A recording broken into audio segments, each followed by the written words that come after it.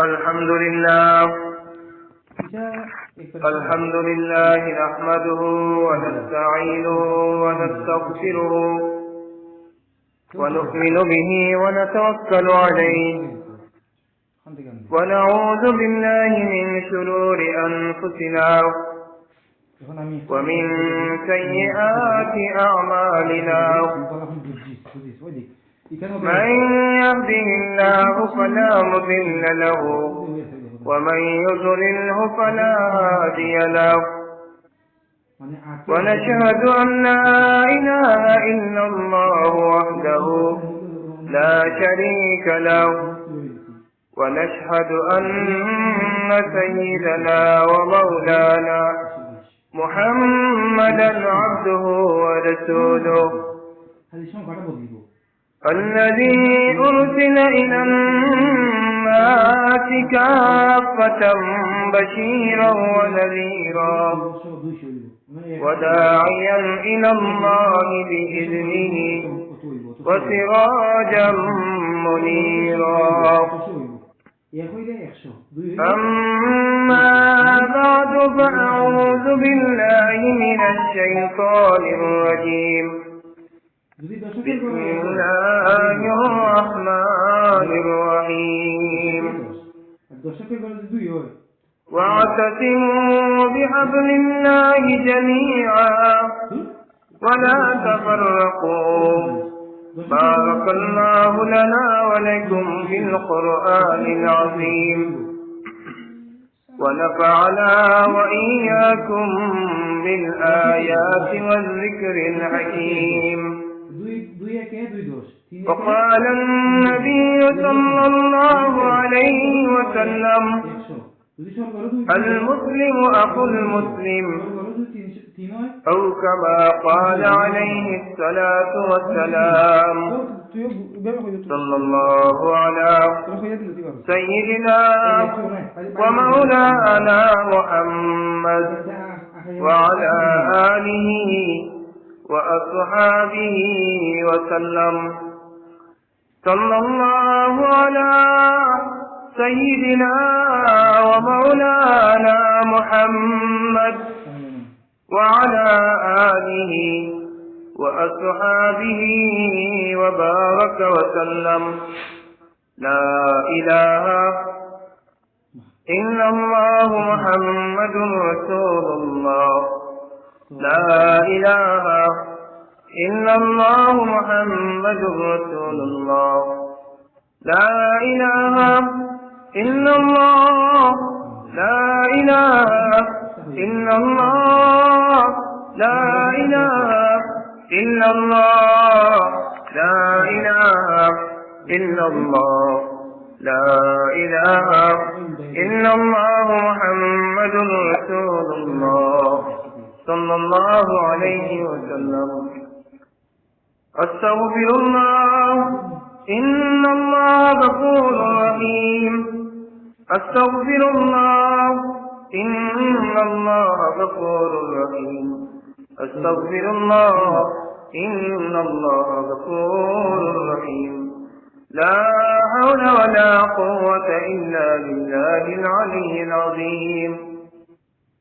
এলাকার সর্বস্তরের মুসলমান ভাইসব, পর্দার আড়ালে প্রসারত পর্দানিশীল মা ও বোন, আমি আপনাদের সামনে পবিত্র কোরআনের সূরা আল ইমরানের 103 নম্বর আয়াত থেকে 103 নম্বর আয়াতের প্রথম অংশ আমি তেলাওয়াত করছি এবং মহানবী হযরত মুহাম্মদ সাল্লাল্লাহু আলাইহি ওয়াসাল্লামের প্রায় 10 হাদিস থেকে একটা হাদিস আমি আপনাদের সামনে তেলাওয়াত করছি। যদি আল্লাহ রাব্বুল আলামিন আমাকে তৌফিক দান করেন তাহলে এই আয়াত এবং হাদিস এর সংক্ষিপ্ত ব্যাখ্যা আমি আপনাদের সামনে পেশ করব, যেন আল্লাহ রাব্বুল আলামিন আমাকে বলার তৌফিক দান করেন। আর আপনারা যারা এখনো আসেন নাই, আপনারা জলদি জলদি মসজিদে আসুকা আর যারা বাড়িতে বসে আছেন তারাও বসে বসে আমার কথা শুনেন, আপনাদেরকে শোনার বুঝার তৌফিক দান করেন যেন আল্লাহ রাব্বুল আলামিন। ভাই ও বন্ধুরা, আমি যে আয়াত তেলাওয়াত করছি এই আয়াত হচ্ছে সূরা আলে ইমরানের 103 নম্বর আয়াত। আমরা মুসলমান আর আমাদের ধর্ম হচ্ছে ইসলাম, আর ইসলাম ধর্ম হচ্ছে সবচেয়ে বড় ধর্ম, শ্রেষ্ঠ ধর্ম, আল্লাহর কাছে গ্রহণযোগ্য ধর্ম হচ্ছে ইসলাম। আর যারা ইসলাম ধর্ম পালন করে তারা হলো মুসলমান। আজ দুনিয়ার মধ্যে প্রায় 600 কোটিরও বেশি মানুষ আছে, সব ধর্মের মানুষ, প্রায় 600 কোটিরও বেশি মানুষ এই দুনিয়ার মধ্যে আছে। 600 কোটি, 400 বেশি। এদের মধ্যে 200 কোটিরও বেশি মানুষ আছে মুসলমান। 600 কোটিরও বেশি মানুষ সারা দুনিয়াতে বসবাস করে। আর মুসলমান আছে প্রায় 600 কোটিরও বেশি। কিন্তু ভাই আমরা যদি আমাদের পূর্ববর্তী জমানা মুসলমানদের ইতিহাস এর দিকে তাকাই, যদি আমরা ইতিহাসের দিকে আমরা তাকাই, পূর্ববর্তী জমানার দিকে মুসলমানদের ইতিহাস আমরা তাকাই, তাহলে দেখা যাবে সেই যুগে এত মুসলমান ছিল না, সেই যুগে এত মুসলমান ছিল না। যখন নবীজি সাল্লাল্লাহু আলাইহি ওয়াসাল্লাম ইসলামের দাওয়াত দিয়েছিলেন, তখন নবীজির সর্বশেষ জমানায় যখন নবীজির শেষ বয়স হয়েছিল, তখন নবীজি সাল্লাল্লাহু আলাইহি ওয়াসাল্লাম মাত্র 6 লক্ষ সাহাবায়ে কেরাম দুনিয়ার মধ্যে রেখে গিয়েছিলেন। তারাই ছিল মুসলমান, মাত্র 6 লক্ষ সাহাবায়ে কেরাম। 6 লক্ষ সাহাবায়ে কেরাম এর আরেক অর্থ হলো 6 লক্ষ মুসলমান সমান সমান 2 সাথে 14। তবে ভাইয়া বন্ধুরা, সেই অল্প সংখ্যক মুসলমান হইলেও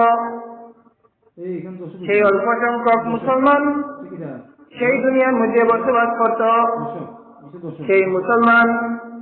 সেই মুসলমানরা সারা পৃথিবী অর্ধ জাহান তারা শাসন করত।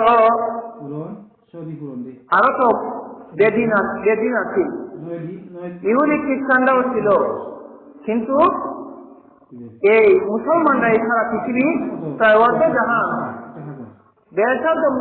বেসাদ জাহান মুসলমানরা শাসন করত। সারা পৃথিবীতে ইহুদি খ্রিস্টান ছিল, আর মুসলমানরা ছিল মাত্র 6 লক্ষ মুসলমান। কিন্তু ভাই এই 6 লক্ষ সাহাবায়ে কেরামের মাধ্যমে সারা পৃথিবী জয় হয়েছিল। সারা পৃথিবীর অর্ধ জাহানের চেয়েও বেশি অর্ধ জাহান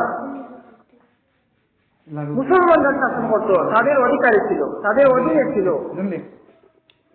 এখানে আমাদের বুঝার বিষয় হলো, এত অল্প মুসলমান থাকা সত্ত্বেও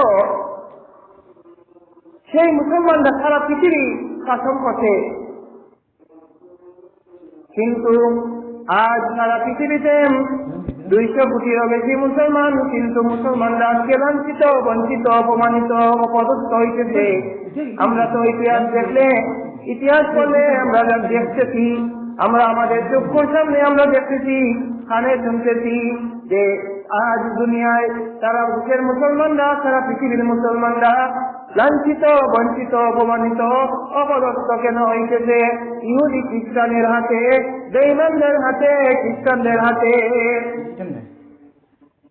আজকে এত মুসলমান তাহা সত্ত্বেও আজকে কেন মুসলমানরা লাঞ্ছিত, বঞ্চিত, নিপীড়িত, নির্যাতিত, মজলুম অবস্থায় মুসলমানরা এই দুনিয়ার মধ্যে বসবাস করে? এর কারণটা কি? আর আমরা যদি সেই যুগের মুসলমানদের দিকে তাকাই তাহলে আমরা দেখতে পাই সেই যুগের মুসলমানরা সারা পৃথিবী, অর্থাৎ সারা পৃথিবী শাসন করেছে। সারা পৃথিবী ছিল মুসলমানদের গণ্ডির ভিতরে, মুসলমানদের হাতের ভিতরে, মুসলমানদের কবজার ভিতরে ছিল সারা পৃথিবী। সেই যুগে এত অল্প মুসলমান তাহা সত্ত্বেও তারা কিভাবে এই সারা পৃথিবীতে তারা শাসন করত, আর কিভাবে তারা এই ক্ষমতাবান হইল?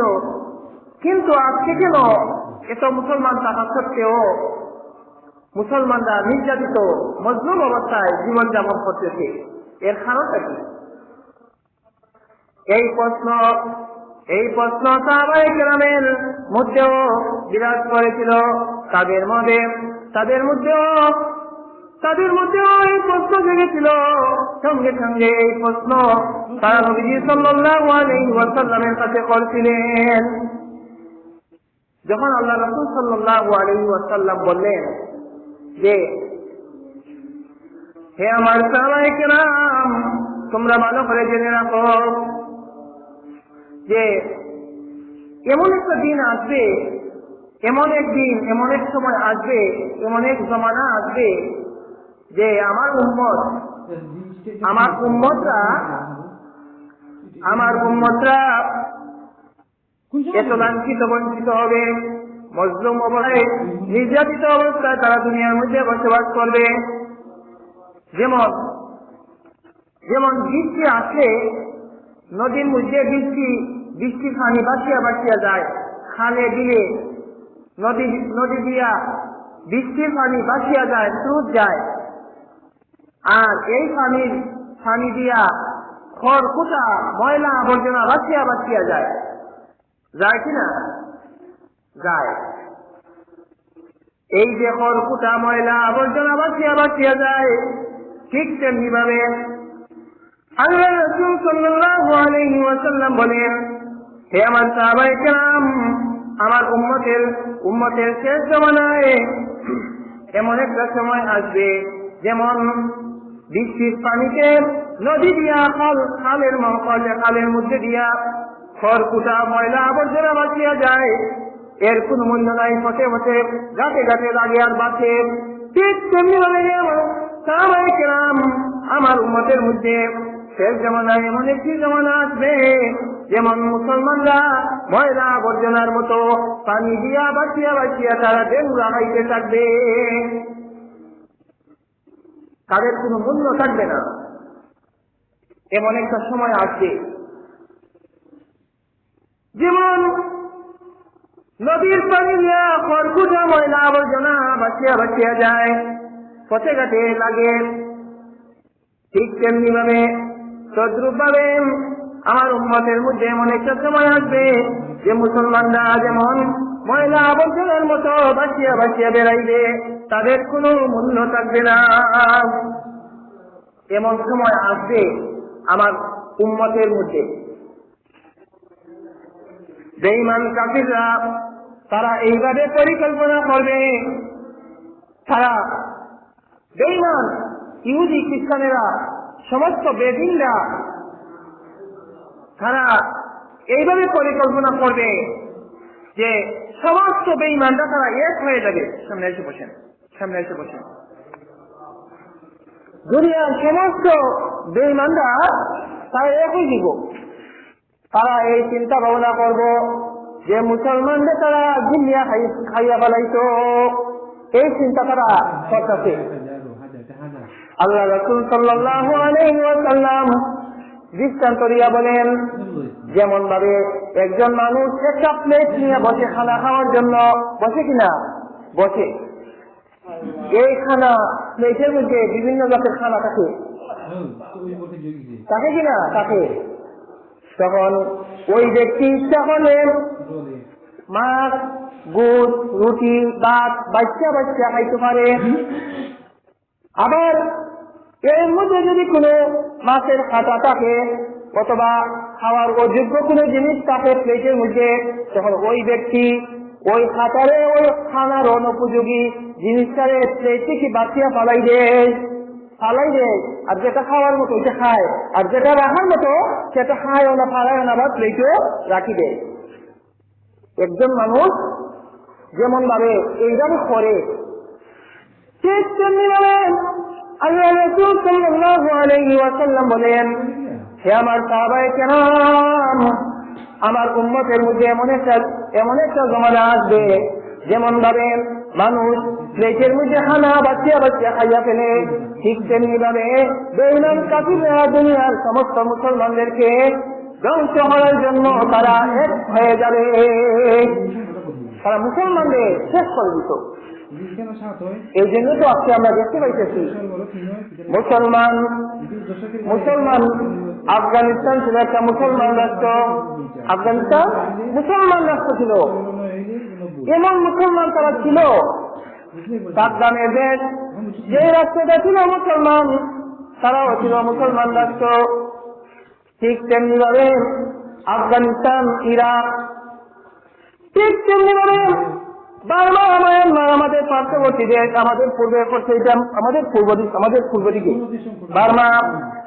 এই দেশের মুসলমানরা তারা আজকে নির্যাতিত, কিভাবে তাদেরকে তাদের দেশ থেকে তাদের ভিটাবাড়ি ছাড়া করছে, তাদের সম্পদ দখল করছে, তাদেরকে হত্যা করছে, তাদেরকে কিভাবে অন্যায় অত্যাচার করছে, তাদের প্রতি কিভাবে জুলুম করছে। হে মুসলমানরা, তোমরা কি দেখো না, এমন একদিন সময়, এমন একটা সময় বাংলাদেশের উপরেও আসতে পারে কিনা?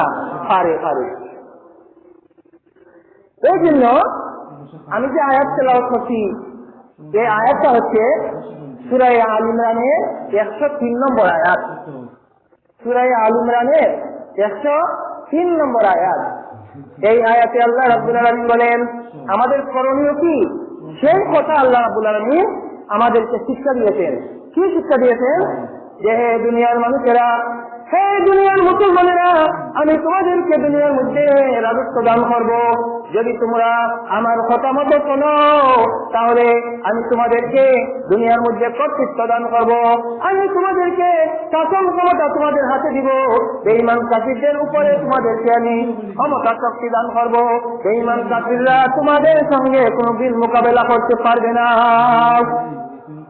যেমন আমি সাহাবায়ে কেরামকে এই শক্তি, এই মনোভাব, এই শক্তি ক্ষমতা তাদেরকে দিয়েছিলাম, যে কারণে সারা পৃথিবী, অর্থাৎ এই সমস্ত সারা পৃথিবী নয়, বরং অর্ধ জাহান, অর্ধ পৃথিবী সাহাবায়ে কেরাম তারা ক্ষমতা চালাইছেন। বেঈমানরা সাহাবায়ে কেরামের সামনে আসিয়া আসসালামু আলাইকুম, নমস্কার বলতো, আর বলতো যা প্রয়োজন তা আমরা তোমাদেরকে দিয়ে যাইতেছি, অর্থাৎ দিয়ে যাইতেছি, তোমাদেরকে আমরা কি দিতেছি, শেষ দিয়ে চলবো। কিন্তু আমাদের দেশে গিয়া আমাদেরকে কিছু করবে না, যা লাগে যেভাবে হয়ে যায় সেইভাবেই আমরা চলবো, আর যা হয়ে যায় তাও আমরা করবো। কিন্তু মুসলমানদের সামনে এই বেঈমানরা কোনদিন তারা মাথা উঁচু করে দাঁড়াইতে পারছে না। তখন মাত্র ছিল কয়জন সাহাবায়ে কেরাম? মাত্র 6 লক্ষ মানুষ ছিল। কিন্তু ভাই আজকে দুনিয়ার মধ্যে প্রায় 200 কোটিরও বেশি মুসলমান সারা পৃথিবীর মধ্যে রয়েছে। কিন্তু এত মুসলমান থাকা সত্ত্বেও কেন ভাই আজকে মুসলমানরা বিশ্বের বিভিন্ন স্থানে নির্যাতিত, নিপীড়িত, অপদস্থ, অপমানিত, মজলুম অবস্থায় জীবনযাপন করতেছে? এই আয়াত যে আমি তেলাওয়াত করলাম, এই আয়াতের ব্যাখ্যাটা আমি পরে বলবো।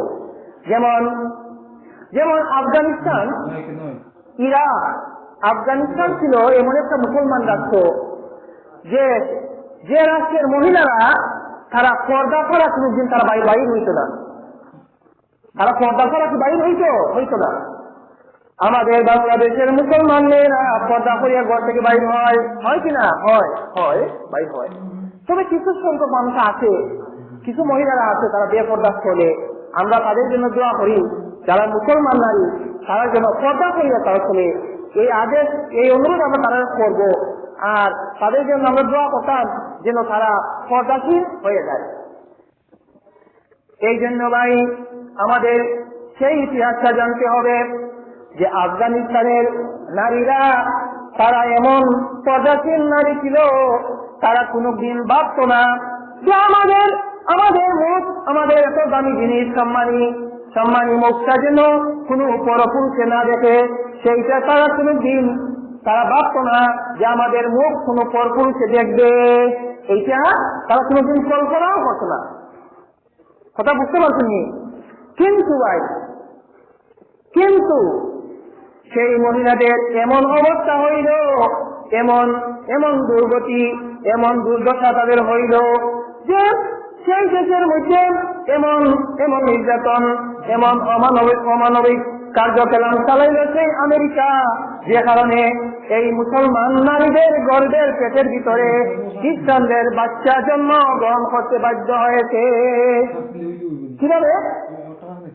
যে এই আফগানিস্তান এটা ছিল মুসলমানদের মুসলিম রাষ্ট্র ছিল, সেই দেশে ইসলামী হুকুমত ছিল, ইসলামী আইন কানুন ছিল, মহিলারা বেপরদা চলতে পারবে না।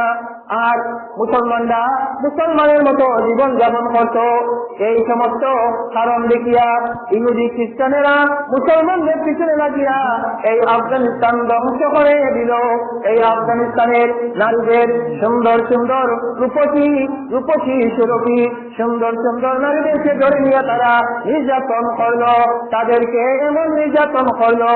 একজন মহিলা সে কারাগারের মধ্যে ছিল, সে একজন মহিলা, তার নাম ছিল ফাতেমা। সেই ফাতেমা বলল যে আমাদেরকে এই আমেরিকার প্রচন্ড বেঈমান কাফির এই সেনাবাহিনীরা আমাদেরকে প্রতিদিন কয়েকবার নির্যাতন করত, অর্থাৎ তাদেরকে ধর্ষণ করত। কি মনে করে মুসলমানের মেয়ে কেন আজকে এই মুসলমানের মেয়ে এই বেঈমানে কেন তার শরীরে হাত দিবে, এই বেঈমান কেন তার মুখ দেখবে, এই বেঈমান কেন এই মুসলমান নারীকে নির্যাতন করবে, তাকে কেন দর্শন করবে? এর কারণটা কি? এর কারণটা এখন আমরা কইছি না, কইমু ইনশাল্লাহ। তখন ওই যে ফাতেমা তাদেরকে সুন্দর সুন্দর মেয়েদেরকে এই আমেরিকার সৈন্যরা ধরে নিয়ে তারা এক ঘরের প্রকোষ্ঠের ভিতরে তারা বন্ধ করে রাখতো। আর ওই সমস্ত মেয়েদেরকে তারা যখন ইচ্ছা তখন তারা তাদেরকে বুকের পাত্র বানাইতো, যখন ইচ্ছা তখন তাদেরকে দর্শন করতো। এমনকি একজন মেয়ে প্রতিদিন কয়েকবার দর্শনের শিকার হইতে শেষ পর্যন্ত একজন মহিলা সে একটা চিঠি লিখছে, যে কোনো অবস্থায় চিঠি লেখিয়া এই চিঠিটা এই কারাগারের বাহিরে প্রেরণ করতে একজন মুজাহিদের কাছে এই চিঠিটা পৌঁছাইয়া দিতে সে সক্ষম হয়েছে। যে কোনো অবস্থায় মুজাহিদ যারা, এরা তো মুসলমান, এরা তো মুক্তি বাহিনী, এরা তো দেশকে রক্ষা করার জন্য তারা আপ্রাণ চেষ্টা করছে, জিহাদ করছে। কিভাবে এই আমেরিকার সৈনিকদের হাত থেকে এই মুসলমানদেরকে এই রাষ্ট্রটাকে কিভাবে হেফাজত করা যায়, কিন্তু পারল না। এই বেঈমান আমেরিকার কাফিররা, এই খ্রিস্টানেরা আফগানিস্তানের মুসলমানদেরকে ধ্বংস করে তাদের অধীনস্থ করে নিল সেই রাষ্ট্রটাকে। ওই মহিলা চিঠির মধ্যে লিখলো যে হে আমার মুসলমান ভাই, আপনি শুনুন, আপনিও আল্লাহর বান্দা, আমিও আল্লাহর বান্দি। আপনার প্রতি যদি, আমাদের প্রতি যদি আপনার কোনো একটু মায়া দয়া থাকে, তাহলে এই কারাগারের উপরে হামলা করিয়া আপনি কারাগার সহ আমাদেরকে ধ্বংস করে দিন। দিলে কেন? কারণ হলো ভাই, কারণ হলো আমাদেরকে প্রতিদিন এই আমেরিকার বেঈমানেরা প্রতিদিন আমাদেরকে একবার নয়, দুইবার নয়, তিনবার নয়, চারবার নয়, পাঁচবার নয়, ছয়বার নয়, তার চেয়েও বেশিবার আমাদেরকে তাদের দর্শনের শিকার হইতে হয়, তাদের ভোগের শিকার হইতে হয়। একজন সুন্দরী বেগানা নারী, রূপসী নারী, তাদের ভোগের শিকার করতে হয়েছে, ভোগের শিকার হয়েছে। এই জন্য ভাই আমরা অনেক নারীরা, অনেক মেয়েরা আমরা এই সমস্ত কার্যকলাপ সহ্য না করতে পেরে একজন যুবতী নারী বলল, আমি আর এইগুলো সহ্য করতে পারবো না। এই জন্য কারাগারের ভিতরে সে কারাগারের ওয়ালের মধ্যে মাথা ছুটাইয়া সে আত্মহত্যা করলো। হ্যাঁ, সেই ইতিহাস কোথায় হয়েছিল? আফগানিস্তানে হয়েছে। এখন আপনি আমি মনে করতে পারি যে আমরা তো মোটামুটি মাশাআল্লাহ শান্তিতে বসবাস করতেছি। না না না না ভাই, আপনি আমি শান্তিতে বসবাস কিভাবে করতেছি আপনি আমি হয়তো জানি না। আপনাকে আমাকে বেঈমান কাফিররা তাদের বুকের সামগ্রী বানাইবার জন্য তারা রক্তপথে বসে আছে। যখন ইচ্ছা তখন ওই যাত্রা দিতে পারে। এই জন্য আমাদের করণীয় কি? এই জন্য আল্লাহ রাব্বুল আলামিন সূরা আলে ইমরানের 103 নম্বর আয়াত, এই আয়াতে আল্লাহ রাব্বুল আলামিন বলেন, ওয়াতাসিমু বিহাবলিল্লাহি জামিআ, হে দুনিয়ার মানুষেরা তোমরা আল্লাহর রস্যুকে সবাই একত্রিত হয়ে আল্লাহর রস্যুকে ধরো। কারে ধরো? আল্লাহর রস্যু মানে আল্লাহর কুরআনকে তোমরা মানো। ওয়াতাসিমু বিহাবলিল্লাহি জামিআ, জামিআ মানে কি? তোমরা সবাই দুনিয়ার সমস্ত মুসলমান তোমরা আল্লাহর রস্যুকে আঁকড়িয়ে ধরো, আল্লাহর রস্যুকে আঁকড়িয়ে ধরো। এর মানে হলো, এর অর্থ হলো তোমরা আল্লাহর কুরআনকে সবাই এক হয়ে মেনে নাও। এর অর্থ হলো, 3 নম্বর অর্থ হলো দুনিয়ার সমস্ত মুসলমান তোমরা এক হয়ে যাও। যদি তোমরা দুনিয়ার সমস্ত মুসলমান এক হয়ে যাও, এক পথে চলো, এক রশিকে তোমরা একভাবে সবাই একসাথে ধরো, তাহলে বেঈমান কাফিররা তোমাদের সামনে আইসা দাঁড়াইতে পারবে না। এখন লাগবো একটা উদাহরণ দেই আমি আপনাদেরকে। এটা আপনারাও পড়ছেন, আমরাও পড়ছি। স্কুলের শিক্ষক ইংলিশ ঘটনা আছে।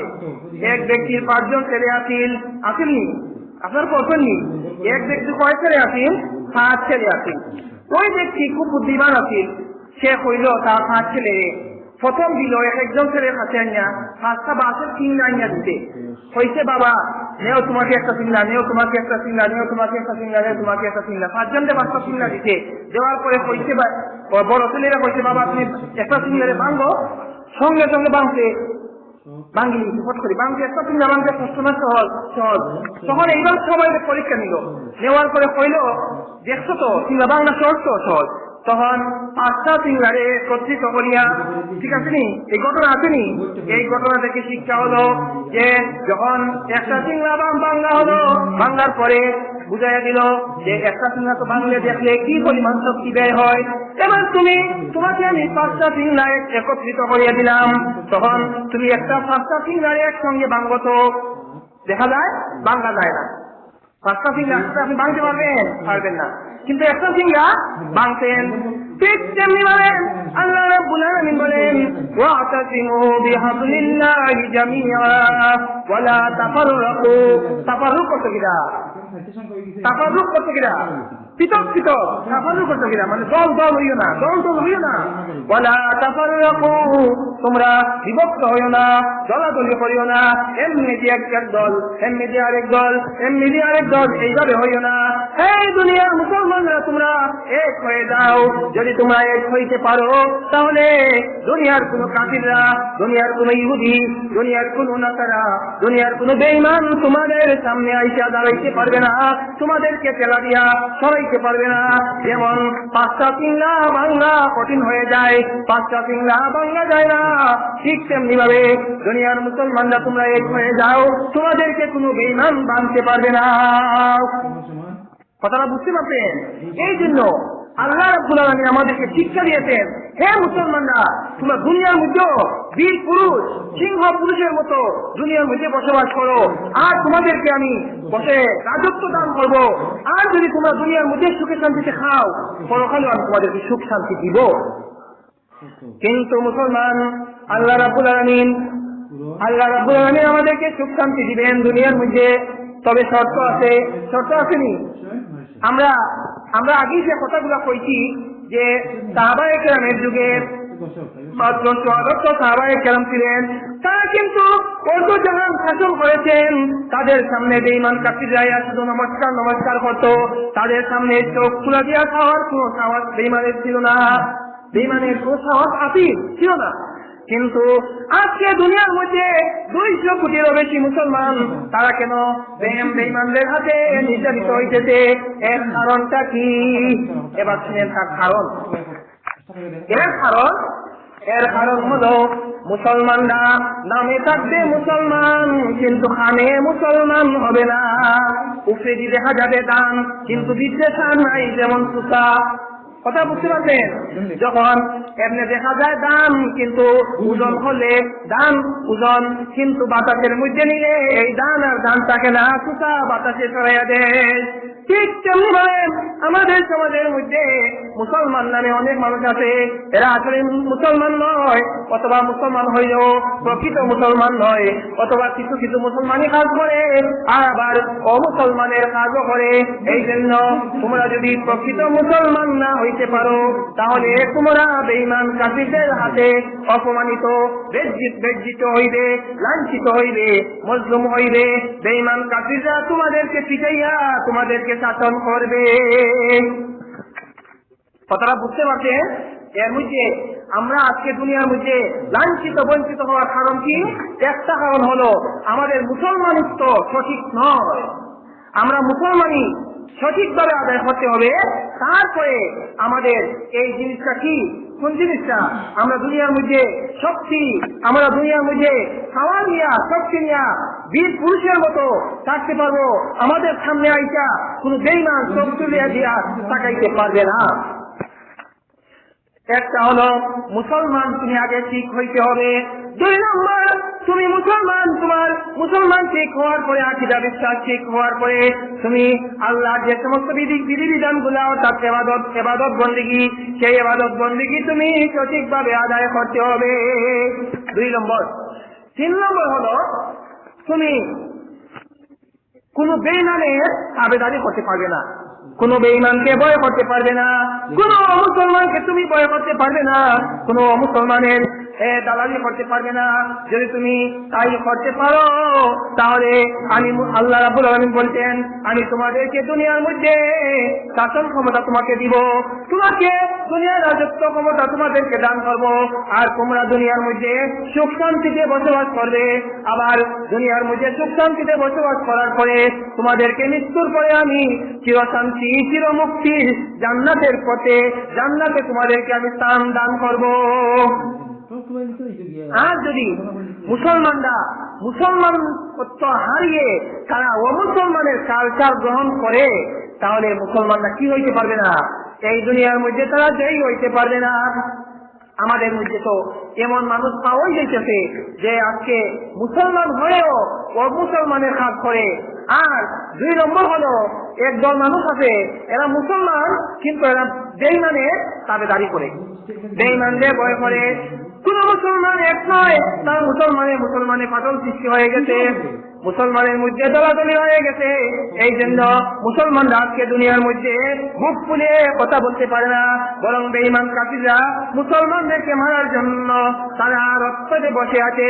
কোন সময় যখন ইচ্ছা তখন তাদেরকে মেরে ফেলতে পারে। এই জন্য মুসলমানরা আজকে দুনিয়ার মধ্যে মজলুম, নিপীড়িত অবস্থায় জীবন যাপন করতেছে। এর কারণ কি? মুসলমানরা মুসলমানিত্ব হারিয়ে ফেলেছে, আর বেঈমান কাফিরদেরকে ভয় করে, তাদেরকে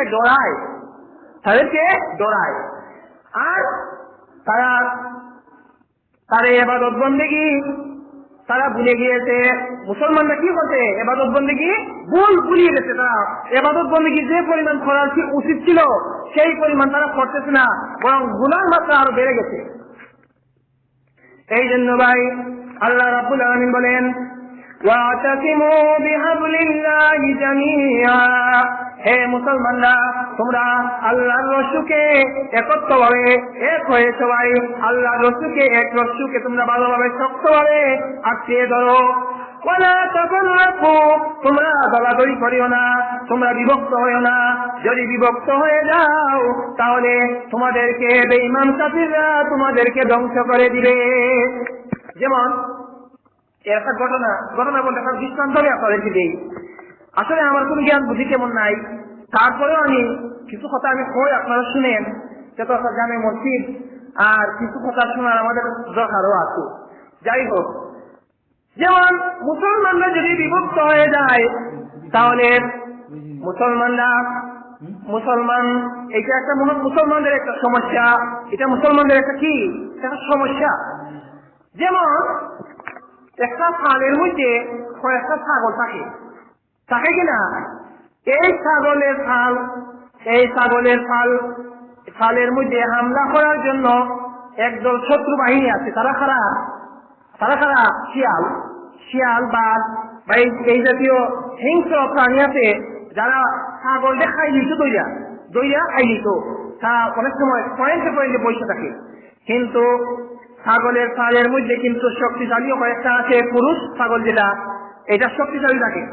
এরা যদি আবার ফালের মধ্যে থাকে তখন কিন্তু শিয়াল আর কিনা হতে পারে না, এই ফালের মধ্যে হামলা করতে পারে না। এটা সুনিশ্চিত, আমি দেখছি, পরীক্ষা করে দেখছি।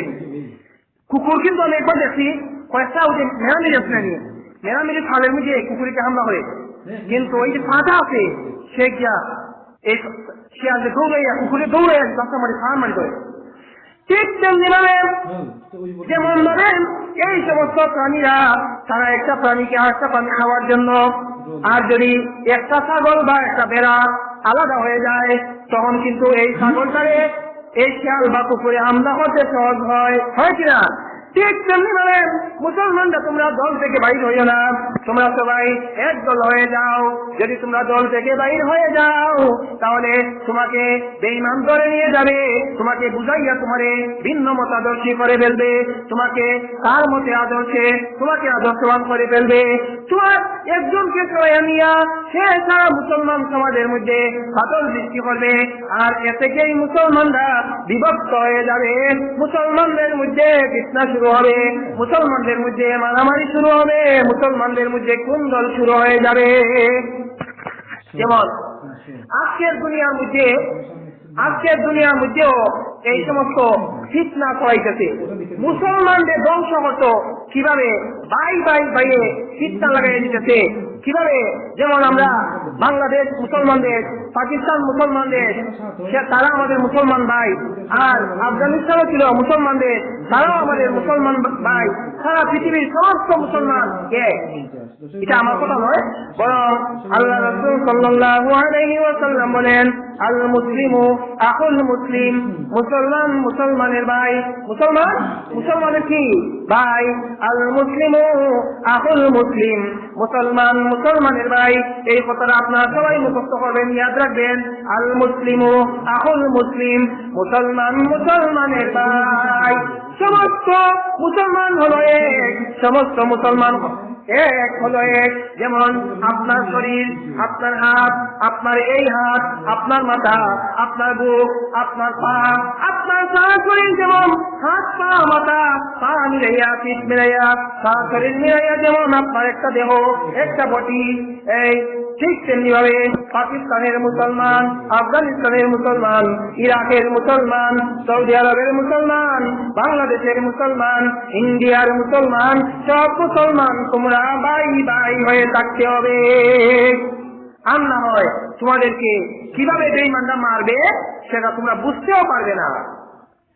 যেমন একজন মানুষের পায়ের মধ্যে যদি একটা গতা ঢুকে তাহলে সারা শরীরে ব্যথা পায় কিনা? আপনারা খেয়াল করে শুনেন, এদিকে চাইবেন না, চাইলে কিন্তু একটা কিরকম লাগে। একজন মানুষের পায়ের মধ্যে যদি একটা গসা কাটে তাহলে তার সারা শরীরে ব্যথা অনুভব হয় কিনা?